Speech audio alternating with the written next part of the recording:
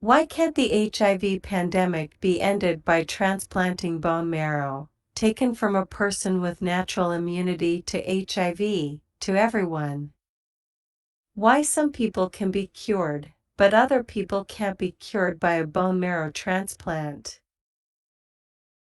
Tomás Vargazon.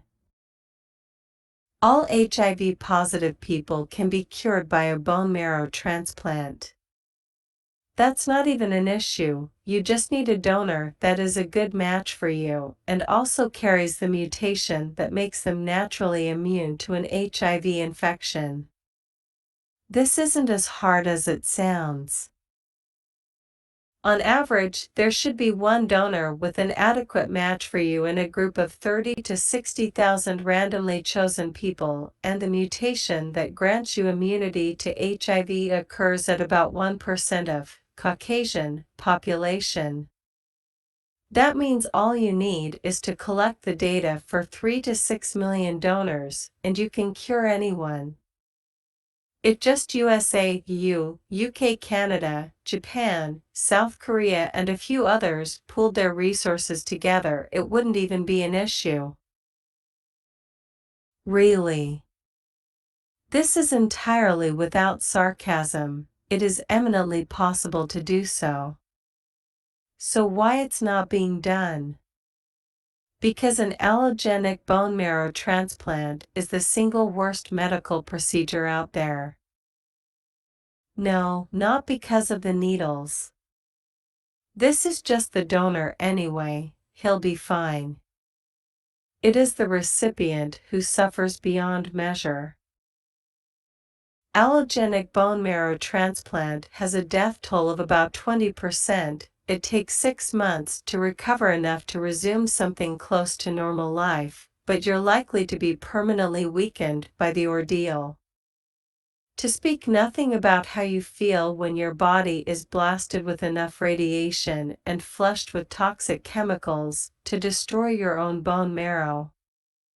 It's chemo, but unlike your regular chemo, it needs to be dosed sufficiently to penetrate all the way into the bone. You have 80% chance to live through the week or so this needs, plus another month, to get the new bone marrow up and running.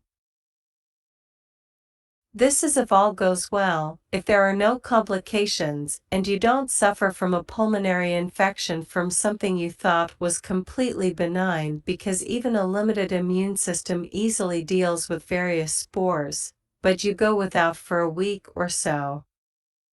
People die of that, or are left with other permanent injuries. If you make it through that, you have a lifelong risk of graft versus host disease, when your new immune system begins to recognize the rest of the body as an enemy and begins to attack it. It can be managed, sure, but with serious side effects. 15% of all recipients succumb to GVHD. This is on top of 20% who don't survive in the first place. I know a few people who have gone through it who said if they knew beforehand what they were getting themselves into, they'd have chosen death instead. None of them had any complications after the graft. It was just the baseline procedure to have your own bone marrow destroyed and replaced. Taking a few pills daily is the easy, cheap option for managing HIV. 4.5 M views. View 6,999 upvotes.